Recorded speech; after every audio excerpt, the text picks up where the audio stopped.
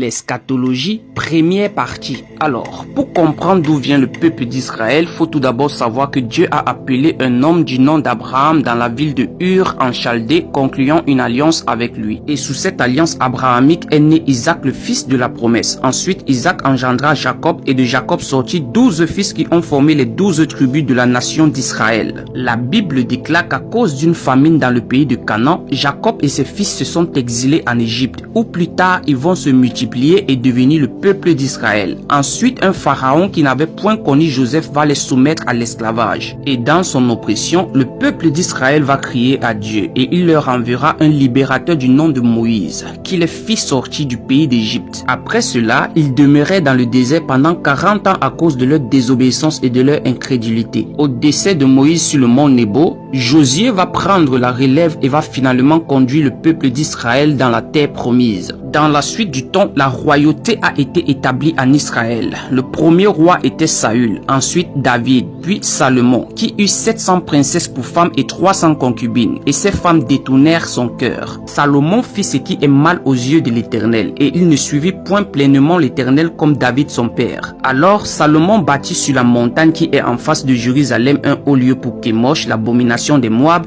et pour Moloch, l'abomination des fils d'Ammon. Et il fit ainsi pour toutes ces femmes étrangères qui offraient des parfums et des sacrifices à leur Dieu. L'Éternel fut irrité contre Salomon parce qu'il avait détourné son cœur de l'Éternel, le Dieu d'Israël, qui lui était apparu 2 fois et lui avait à cet égard défendu d'aller après d'autres dieux. Mais Salomon n'observa point les ordres de l'Éternel. Et l'Éternel dit à Salomon: puisque tu as agi de la sorte et que tu n'as point observé mon alliance et mes lois que je t'avais prescrites, je déchirerai le royaume de dessus toi et je le donnerai à ton serviteur. Plus tard, à la mort de Salomon, le royaume a été divisé en 2. 10 tribus ont formé le royaume d'Israël au nord avec pour capitale la Samarie et ayant pour roi Jéroboam, serviteur de Salomon. Et les 2 tribus restantes, à savoir la tribu de Benjamin et la tribu de Juda, ont formé le royaume de Juda au sud avec pour capitale Jérusalem et ayant pour roi Roboam, fils de Salomon. Et à cause de la désobéissance continuelle et de l'idolâtrie, les jugements de Dieu sont tombés par la bouche de ses serviteurs les prophètes tels que Jérémie, Ésaïe et Ézéchiel qui ont prophétisé sur leur déportation.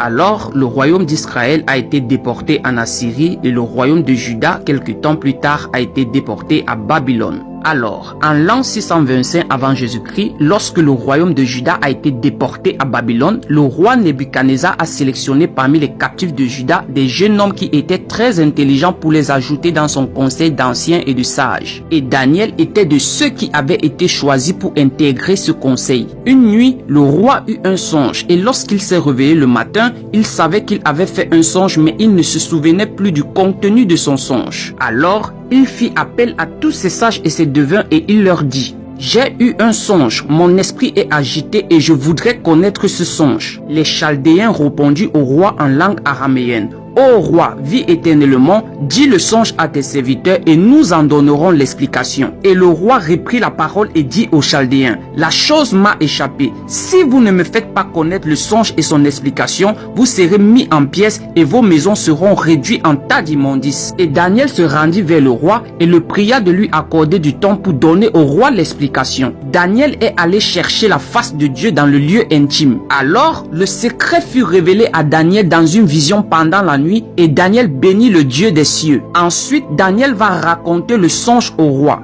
Mais il y a dans les cieux un Dieu qui révèle les secrets et qui a fait connaître au roi Nebuchadnezzar ce qui arrivera dans la suite des temps. Voici ton songe et les visions que tu as eues sur ta couche. Ô roi, tu regardais et tu voyais une grande statue. Cette statue était immense et d'une splendeur extraordinaire. Elle était debout devant toi et son aspect était terrible. La tête de cette statue était d'or pur. Sa poitrine et ses bras étaient d'argent. Son ventre et ses cuisses étaient d'airain. Ses jambes de fer. Ses pieds en partie de fer et en partie d'argile. Tu regardais, lorsqu'une pièce se détacha sans le secours d'aucune main, frappa les pieds de fer et d'argile de la statue et les mit en pièces. Ensuite, Daniel va lui donner l'interprétation du songe dans Daniel chapitre 2, le verset 36 à 45. Alors, pour savoir ce qui s'est passé, je te donne rendez-vous à l'eschatologie, partie 2. Shalom. Telura de levaria barrado sobreguida ardelevra diva sete icaria marrado sobreguidas. Levavas.